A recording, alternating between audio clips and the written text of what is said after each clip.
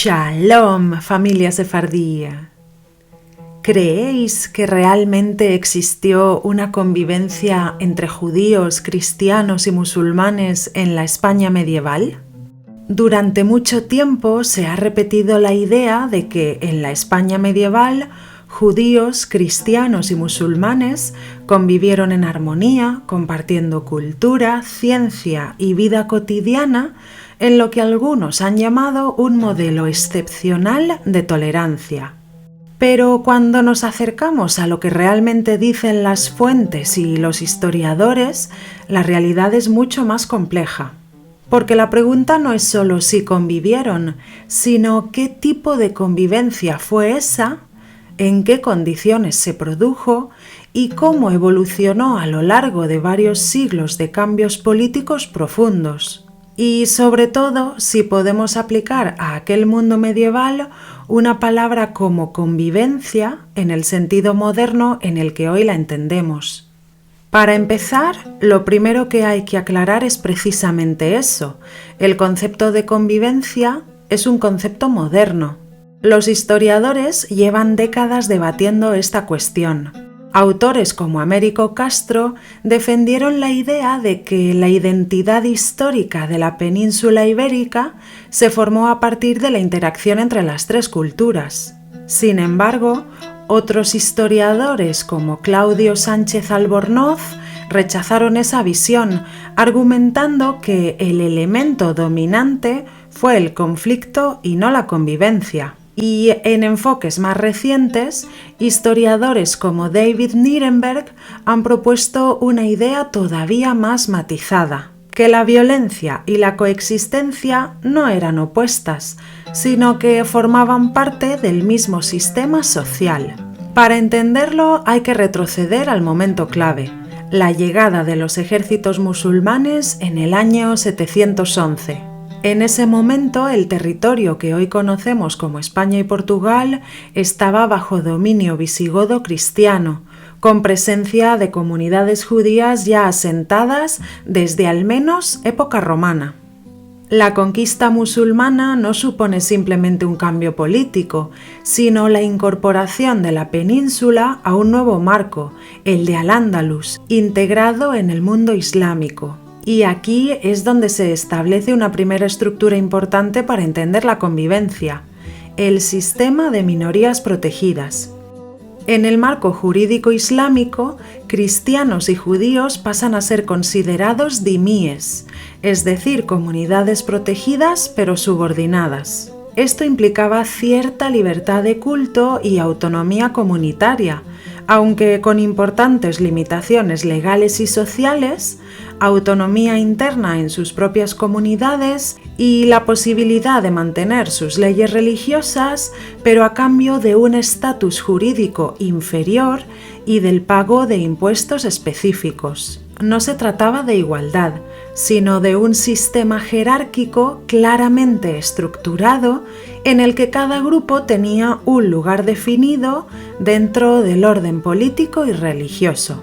Y antes de continuar, por favor, si os está gustando este contenido, recordad suscribiros a mi canal, darle me gusta a este vídeo, comentarlo y compartirlo. También podéis haceros miembros del canal o apoyarme a través de PayPal o Buy Me a Coffee.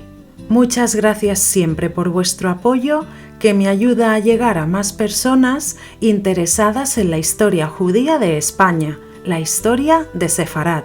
Y recordad que debemos de estar muy orgullosos de nuestras raíces judeo-españolas.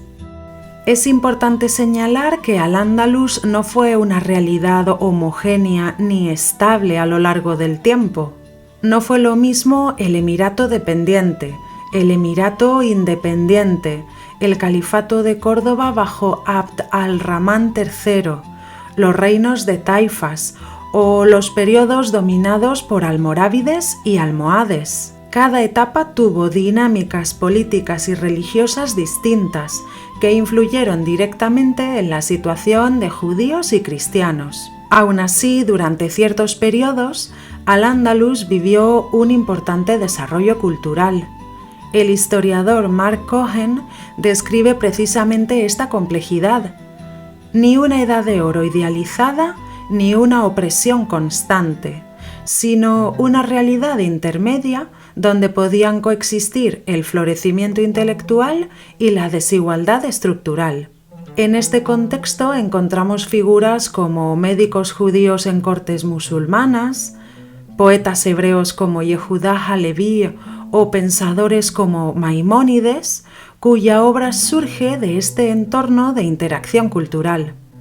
Sin embargo, también hubo episodios de fuerte tensión y violencia. En el año 1066 tuvo lugar la masacre de Granada, desencadenada por tensiones políticas, sociales y religiosas. Una multitud de musulmanes asaltó el palacio real y asesinó al visir judío Yosef ibn Nagrela, tras lo cual se produjo una matanza contra la comunidad judía de la ciudad. Las crónicas de la época estiman que fueron asesinados entre 3.000 y 4.000 judíos en uno de los pogromos más graves de la Europa medieval islámica.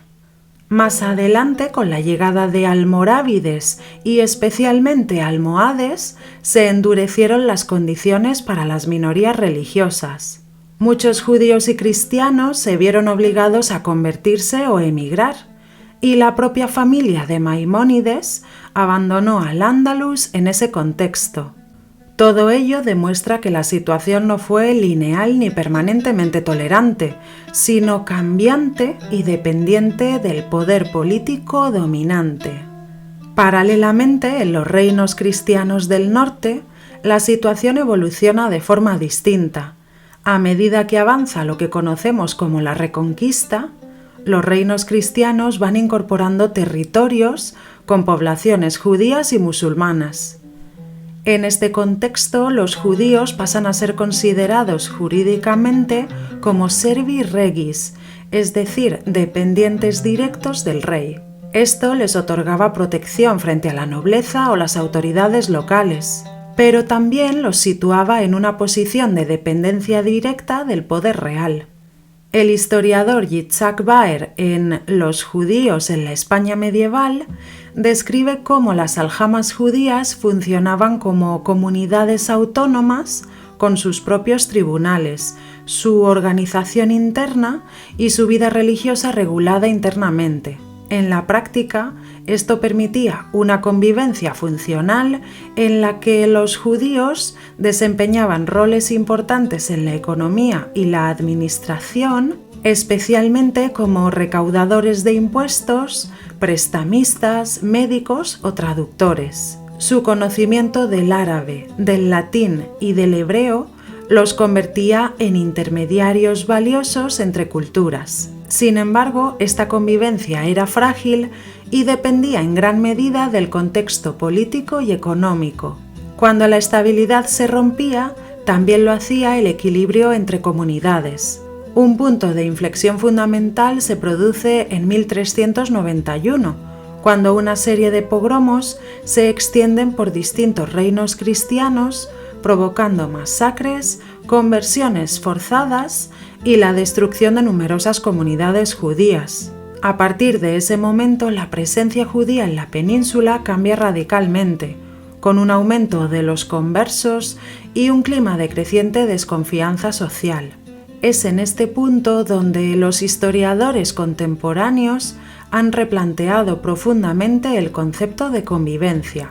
David Nirenberg, en su obra Comunidades de violencia, propone una idea clave. La violencia no era una anomalía del sistema, sino una parte estructural del mismo. Es decir, las sociedades medievales podían combinar cooperación económica, intercambio cultural y violencia periódica sin que esto resultara contradictorio para su propio funcionamiento. Podía haber barrios mixtos, relaciones comerciales estables e intercambios intelectuales, y al mismo tiempo episodios de persecución y conflicto. Y esto nos lleva a la gran cuestión: ¿hubo realmente convivencia? La respuesta, según la mayor parte de la historiografía actual, no es un sí o un no simple. No se trata de una edad de oro de armonía perfecta, pero tampoco de un escenario exclusivamente marcado por el conflicto.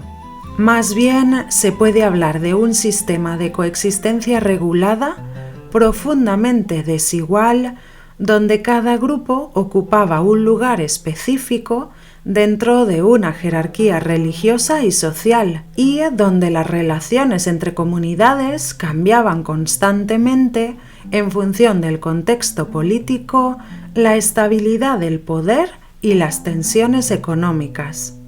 En el fondo, la dificultad está en el propio término convivencia. Si lo entendemos como igualdad, libertad moderna y ausencia de conflicto, entonces no existió. Pero si lo entendemos como coexistencia prolongada de comunidades distintas en un mismo espacio político y cultural, entonces sí existió, aunque bajo condiciones muy distintas a las actuales.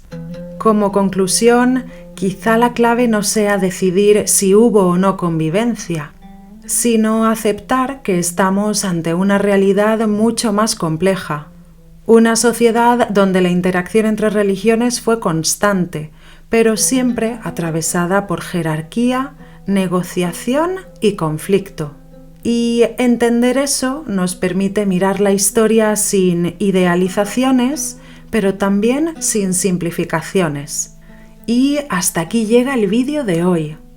¿Os habíais planteado alguna vez si hubo una convivencia real entre las tres culturas en época medieval? ¿Estáis de acuerdo con lo que señala la revisión historiográfica?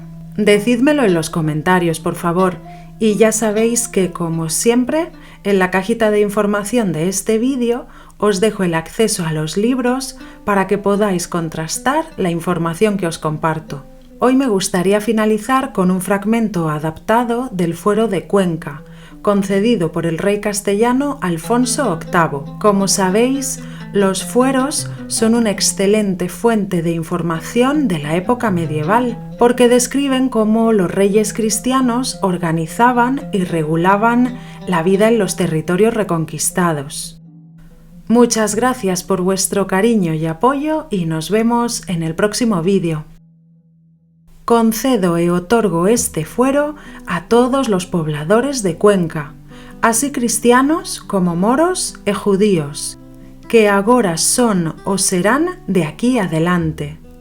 Que todos ellos sean unos, e que todos juntos hayan un fuero, e que non sea uno más que otro, e que todos ellos sean libres de todo pecho e de toda servidumbre, e que ninguno non sea osado de les facer fuerza nin agravio ninguno, e mando que todos los moradores de Cuenca, presentes e por venir, hayan sus casas e sus heredades, e sus viñas, e sus huertos, e sus molinos, e todos sus muebles, e raíces, libremente e en paz, por siempre jamás.